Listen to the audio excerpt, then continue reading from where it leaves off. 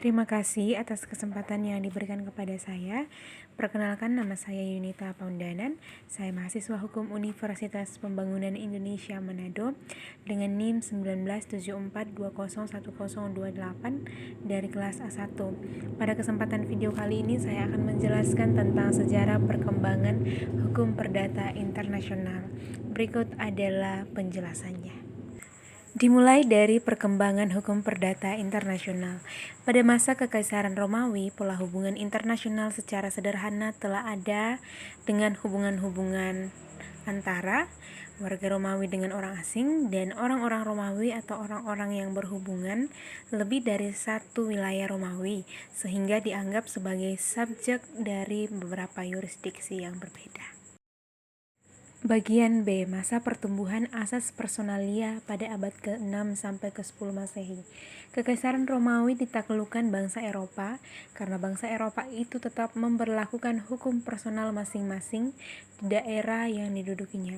Nah, pertanyaannya, bagaimana penyelesaian sengketanya pada masa ini?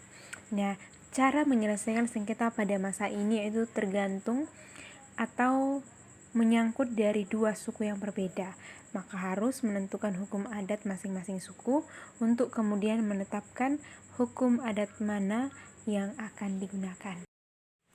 Bagian C. Prinsip teritorial atau pertumbuhan. Ini berlaku pada abad ke-11 sampai 12. Keadaan bangsa Eropa dibedakan dalam dua region, yaitu di Eropa Utara dan di Eropa bagian selatan. Berikut masing-masing adalah penjelasannya. Bagian D.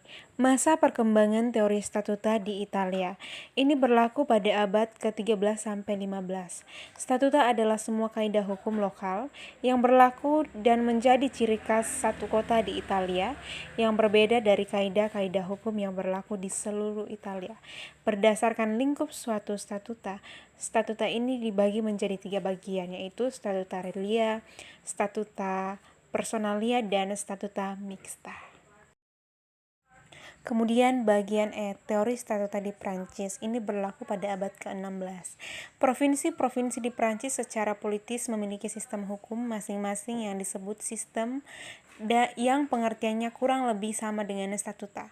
Karena sering terjadi konflik antar provinsi, maka para ahli hukum berusaha mendalami teori-teori statuta dan menerapkannya di Prancis dengan beberapa perubahan yang ada. Kita lanjut pada bagian F, teori statuta di negara Belanda. Teori ini berlaku pada abad ke-17 sampai ke-18. Pada teori ini ada 3 prinsip dasar untuk menyelesaikan masalah-masalah hukum perdata internasional. Yang pertama itu hukum negara memiliki daya berlaku yang mutlak di dalam wilayah kedaulatannya. Yang kedua, semua orang baik tetap maupun sementara yang berada di wilayah kekuasaannya merupakan subjek dari negara tersebut dan juga terikat pada negara itu. Yang ketiga, setiap pemerintah negara yang berdaulat mengakui hukum yang sudah berlaku di negaranya. Bagian G, teori hukum perdata internasional universal yang berlaku pada abad ke-19. Pada teori ini ada seorang ahli yang mengatakan bahwa dan melihat bahwa dari suatu hubungan hukum timbul suatu perkara hukum, maka orang harus mencari aturan hukum yang berlaku untuk digunakan memutuskan perkara yang bersangkutan. Maka dari itu, tugas utama hakim adalah menetapkan hukum mana yang merupakan tempat kedudukan dari hubungan itu sesuai hakikatnya. Sekian dan terima kasih dari penjelasan saya.